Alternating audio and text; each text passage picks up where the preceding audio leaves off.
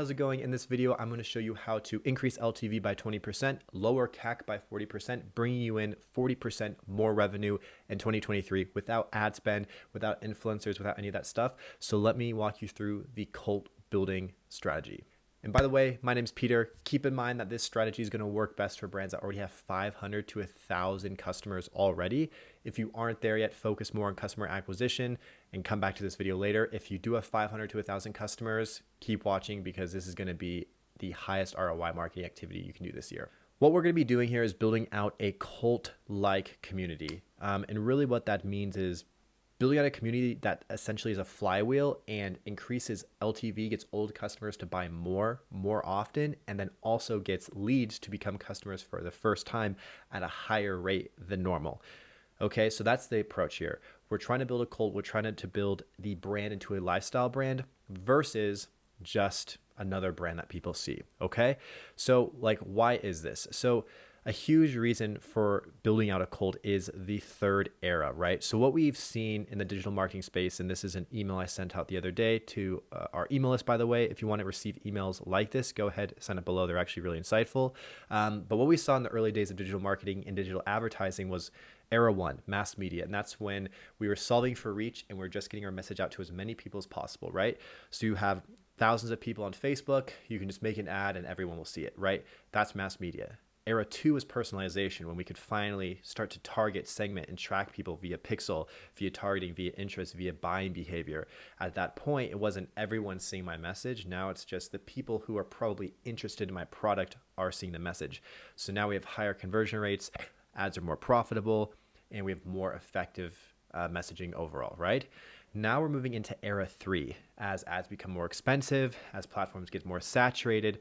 Now we're building out communities where you're essentially building out a blue ocean around your brand. So instead of having to rely on the platform's audience, you're just taking people from the platform, building your own audience, and then showing that audience ads for essentially free, right? Because there's no ad spend. You can advertise to your audience again and again, and it's going to be free. You don't have to pay for ad spend, right?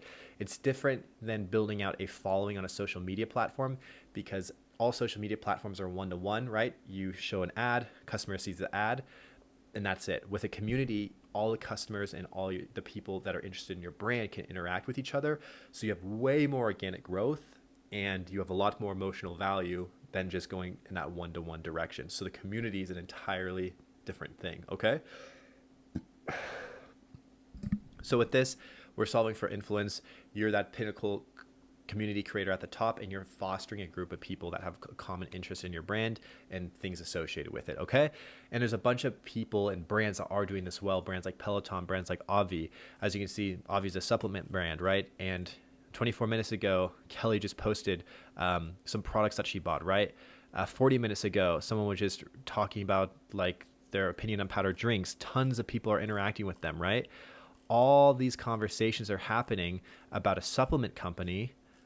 And right, the conversations don't even necessarily have anything to do with the company directly. It's just people talking about, topics that the company represents: fitness, wellness, lifestyle, all that thing, health, in the company group, right? And there's 60,000 members in this.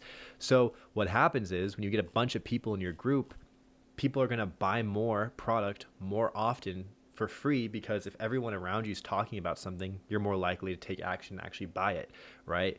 And we have people posting recipes and posting the product they just bought. It just creates that kind of FOMO community life cycle where you're like, okay, everyone's buying, I should also probably buy what this person just got. Not only that, you're building those emotional connections because you're meeting people that have similar interests as you, similar goals, and now your brand is turning into a lifestyle brand, not just another brand out on Instagram, right? And that's the difference, and that's the difference that these communities make. It really turns it into that lifestyle brand, okay? So this is what we're looking at. You can do them on Discord or Facebook, but nevertheless, hyper effective, okay? So let's go through it. So era three is one key reason, right? We're really just moving away from mass media and personalization and into community building. This is like the next thing that's coming up here. What also goes along with that is you're just increasing LTV, like I said, right? When you get a bunch of old customers into a group and everyone's like, hey, I just bought this.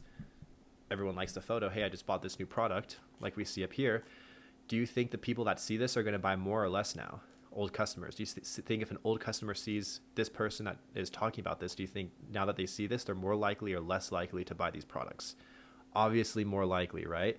So it increases LTV. More people buy more often because you see that other people that you're friends with or that you're in a community with are buying. So you're going to buy more product more often, literally increasing LTV for free. And I'll show you how the numbers break down here in a second and how you can actually add over $600,000 doing this. Okay.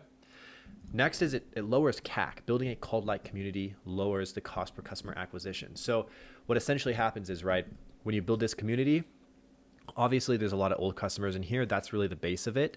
But what ends up happening is people that don't purchase, people that abandon cart, people that just go to your website and scroll off, whatever the case may be, they might join the community if they're interested but haven't bought yet. And now this community, all these happy old customers and people just talking about the brand in general, this community is going to convert someone into becoming a first-time customer, right? Because if you haven't bought from this brand yet and you're like, I don't know if it's for me, I don't know if it's going to work that well, and then you go into this community and you see all these success stories and you see all these people talking about it, again, are you more or less likely to buy the product, right? As long as the reviews are somewhat decent, you're more likely to buy the product. So the community itself converts leads into becoming customers for you, thereby increasing your website conversion rate. So now you're lowering your cost per new customer acquisition as well for no ad spend, for no extra ad spend at all, right? And then of course you add in that lifestyle branding element where now when people wake up, they go and check, what new discussions there are on the platform, what people are talking about. They check this group and the group becomes kind of part of their lifestyle, right? People are asking questions about health. People are asking questions about day-to-day lifestyle, whatever it may be. Now the brand it's a lifestyle brand, which just means it's integrated in your day-to-day life. And if you want to have a fast-growing brand and increase revenue, you need to be a lifestyle brand, right? So that's the other piece of it. And of course, like I mentioned, driving those emotional bonds through having friends and making connections in the group, right? So as these people meet each other and kind of become like virtual friends almost, now that you have an emotional connection to someone through a company, through a brand, again, you thereby also have somewhat of an emotional connection to that brand. Therefore, you're going to be more loyal. Therefore, you're going to buy more when there's a drop, all that kind of thing. We're building emotional connections through the brand by building emotional connections through each other in the community, right? So those are the 5 elements as to why you'd want to build a community, okay? So let me just walk you through the numbers real quick, because I know that's all kind of like anecdotal. I'm talking about all these really great ideas, increasing LTV, lowering CAC. You can see how it kind of can be a lifestyle brand, but let's actually look at the numbers and how this would actually affect your bottom line, okay? So in this example, I laid out a lot of numbers. So let me walk you through this. Let's just say you have a brand, you have an average order value of $50, 1.5% of people convert on your website. Let's just say you already have 5,000 customers who have bought from you before. On average, people buy 5 times in their life, right? People buy from you 5 times. Let's just say on average, right? Your average website new customer traffic is 50,000 new sessions a month. So let's just say, hey, every month you get around 5,000 website visitors, right? 50,000 website visitors. And each month, right, of those 50,000 people, 1.5% of people convert. So you have 750 new monthly customers, right? And this can be scaled up or down. It doesn't matter. So that leads to a $250 lifetime value, right? The value of your customer over their entire lifespan. Just assuming that we have someone that buys 5 times in their life, and each time they buy is around $50, right? So 250, right? So with this, your projected yearly new customer revenue would be 450,000. So you make 450,000 just with your new customers, right? And then your expected income, so your future repeat customer revenue would be about $1 million, right? Because we have 5,000 old customers. All those, let's just assume again, all those 5,000 customers have only bought from us once. So they're going to buy 4 more times over the course of their life. So it's just 5,000 times 4 times 50. We can expect around $1 million to come in eventually as people, go throughout their life and they buy from us those couple of more times, right? So again, in this example, we'd be expecting total lifetime revenue would be 1.4 million, right? 1.45 million.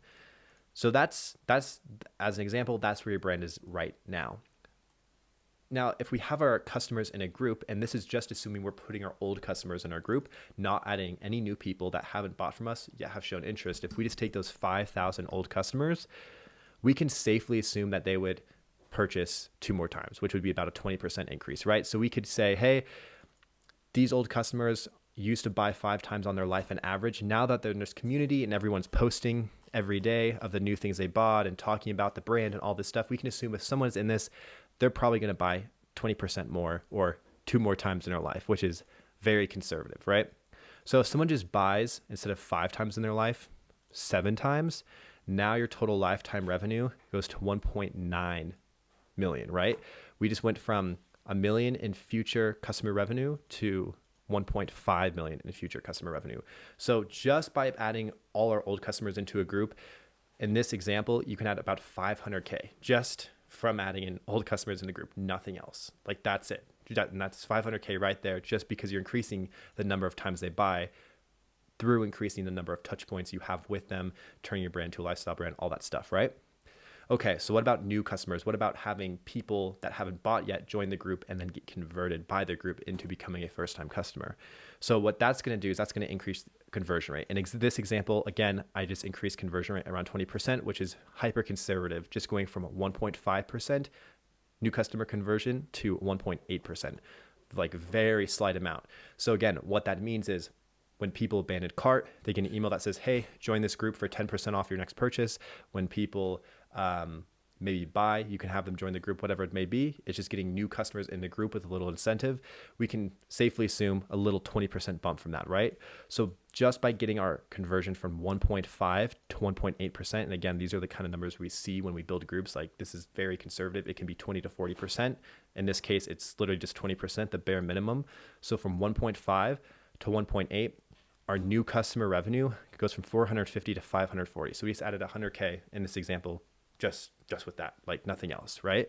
So when you add them together, the new customer revenue and your future repeat customer revenue to date, your total lifetime revenue goes from 1.45 now to 2.04, right? So we literally just added 600K in this example by slightly increasing our conversion rate, by slightly increasing the number of times someone buys in their life through using a group, right?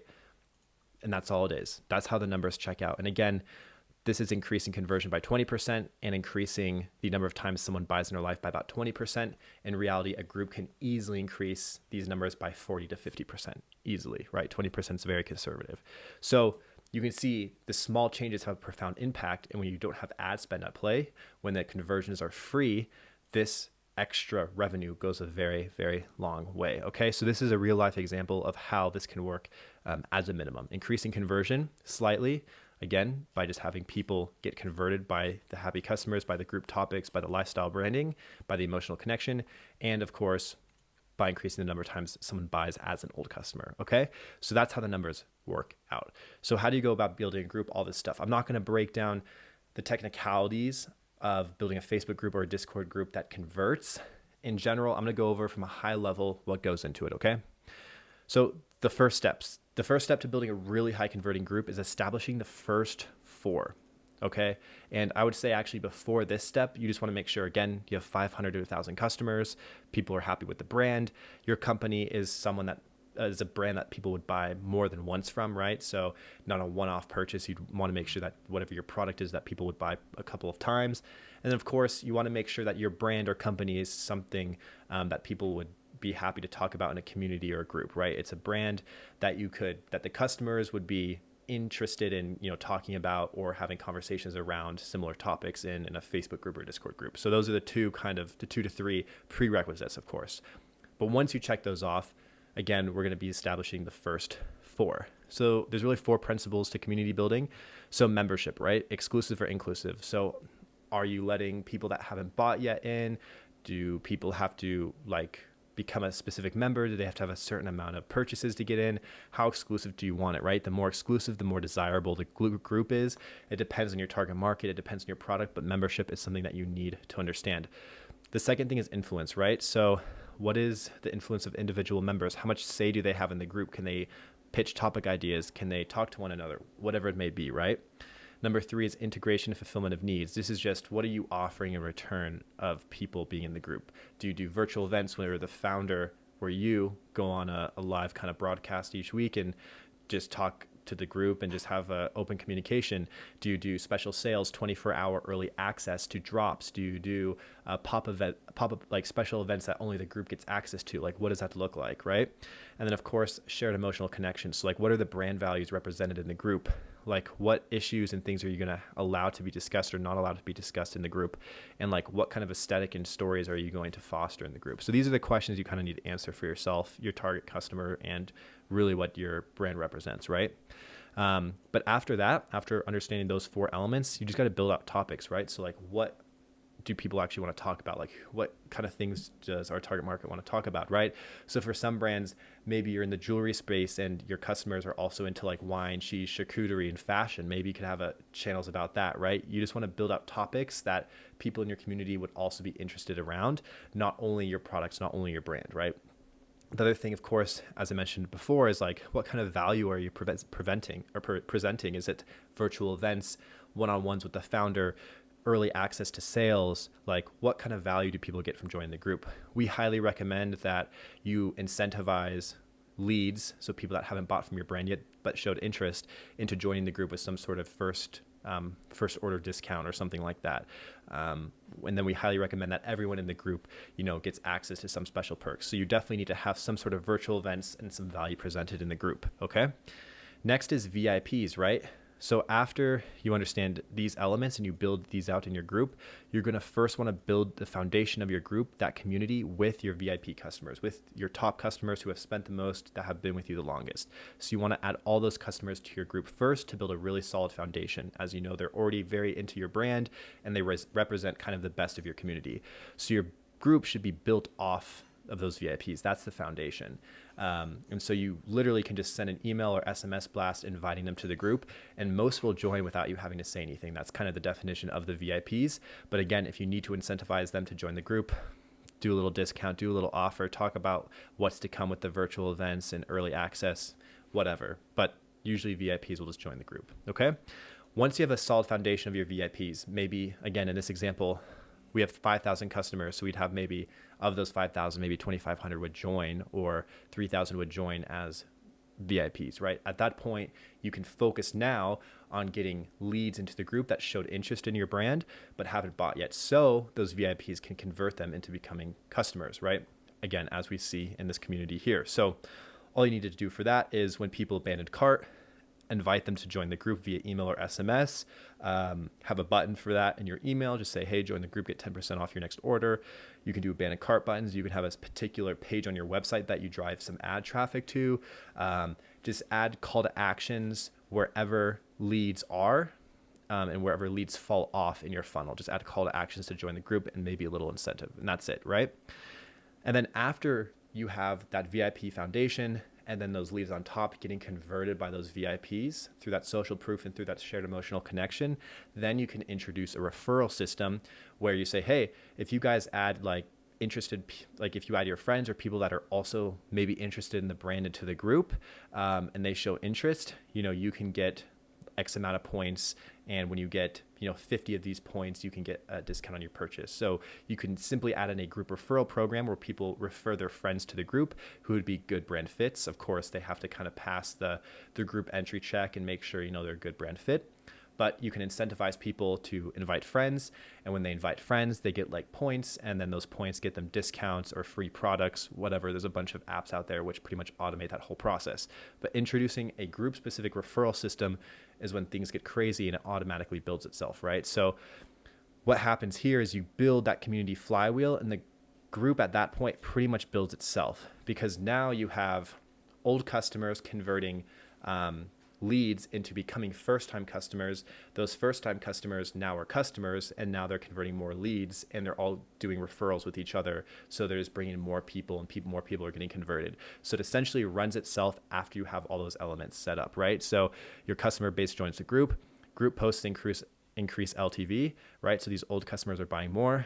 Then you invite the leads to join the group when you set up all your call to actions, and then your customer converts these leads into becoming customers, and it just cycles, right? And then of course, when you introduce that referral program, it just spins faster and faster and faster, because now people are being incentivized to add in like-minded people into the group. And then those like-minded people are going to convert as customers eventually, and then also refer more people. So that essentially runs itself for free, no ad spend required, right? So that's the strategy, and that's how it all works together, okay? So that's really it for building a cult in this group video. If you want a more detailed breakdown of the technicalities behind building this out, adding in those call to actions to your site and all that kind of thing, let me know in the comments below. Otherwise, hope you build out a community, enjoy that 20 to 40% boost in LTV and that reduction in CAC, and I'll catch you in the next one.